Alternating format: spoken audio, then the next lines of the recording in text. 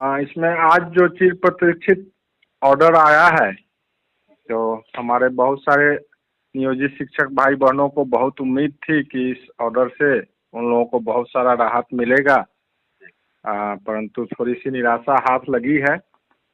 और एक जो खुशी की बात यह है कि जो 5 मैन कमेटी रिकमेंडेशन की थी कि भाई जो नहीं अपीयर करेंगे या फिर जो फेल कर जाएंगे सक्षमता परीक्षा में, कॉम्पिटेंसी टेस्ट में, उनको पद से हटा दिया जाएगा। तो उसमें राहत मिली है। उस प्रोविजो को, जो रूल 4 का प्रोविजो है, उसको स्ट्रक डाउन किया गया है माननीय न्यायालय के द्वारा। और अब किन्हीं भी नियोजित शिक्षक भाई बहन को ये आशंका या डर नहीं रहेगा कि वो यदि फेल कर जाते हैं या परीक्षा में नहीं अपीयर करते हैं तो उनकी नौकरी चली जाएगी। जी। अब वो नौकरी उनकी सुरक्षित है। और जहाँ तक प्रमोशन वगैरह की बात है, उसके लिए माननीय न्यायालय ने डायरेक्शन दिया है कि तीनों कैटेगरी के टीचर्स को अपने अपने रूल के अनुसार उनको प्रमोशन के लिए सरकार एक अच्छा सा व्यवस्था करे, एक नियम बनाए जी। और उस हिसाब से सारे टीचर्स को प्रमोशन वगैरह का जो बेनिफिट मिलना चाहिए वो दिया जाए।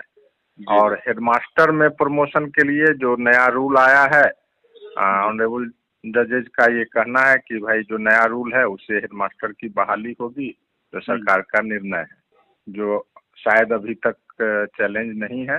दोनों पर ऑनरेबल जजेज ने कोई भी इंटरफेरेंस करने से बिल्कुल ही अपने को अलग रखा है और कहीं से भी उसमें कोई राहत हम लोगों को नहीं मिली है। न तो परीक्षा से हम लोग एग्जेम्प्टेड किए गए हैं, यानी जिनको भी एक्सक्लूसिव टीचर बनना है, राज्यकर्मी का दर्जा लेना है, उनको परीक्षा में जाना ही होगा और परीक्षा पास करना होगा। अच्छा, तो और ट्रांसफर पोस्टिंग में भी कहीं कोई राहत नहीं दी गई है। जो रूल है उसको एज इट इज लागू किया गया है। मैं आपको बता दूं, माननीय मंत्री जी बोले होंगे, लेकिन यदि माननीय मंत्री जी बोले या जो भी लोग बोले, एसीएस खुद बोले बाद में कि हाँ किसी की नौकरी नहीं जाएगी, लेकिन वही एसीएस 5 मैन कमेटी बना के रिकमेंडेशन करते हैं कि जो लोग नहीं अपीयर करेंगे, जो लोग फेल कर जाएंगे, उनकी नौकरी चली जाएगी, उनको हटा दिया जाएगा, हटा देना चाहिए जी। तो फिर ये दोहरी मापदंड क्यों, दोहरी बात क्यों? नहीं तो ये लोग ऐसा करते कि अगर कोर्ट का उस पर कोई क्लियर ऑर्डर नहीं रहता तो फिर साल 2 साल के बाद कोई कमेटी बना के रिकमेंडेशन कर देते। अभी हम लोग इस पर बैठ के विचार कर रहे हैं कि इसमें क्या किया जा सकता है। और जितने भी हमारे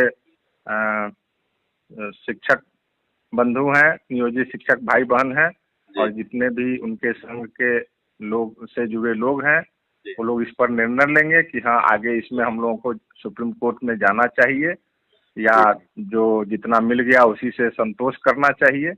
फिर हम लोग आगे बढ़ेंगे। सरकार तो नहीं जा रही है, चूंकि सरकार के अगेंस्ट में कुछ ऑर्डर है नहीं। वो जो रूल 4 का जो प्रोविजो हटाया गया है वो तो खुद सरकार, जैसा कि अभी बता रहे हैं कि गवर्नमेंट के अथॉरिटी और मंत्री महोदय भी बतला रहे थे कि हम नहीं हटाएंगे किसी को, तो उससे सरकार तो प्रभावित हो नहीं रही है। तो बाद बाकी जो हम लोग प्रभावित हो रहे हैं कि भाई इतना दिन से काम कर रहे हैं, 50 साल से ऊपर एज हो गया है, फिर आप परीक्षा पर परीक्षा ले रहे हैं, तो ये कहाँ तक जायज है? बहुत ही हार्श है लोगों के लिए कि भाई इस एज में अब परीक्षा पास करें, 50-55 साल का एज हो गया है।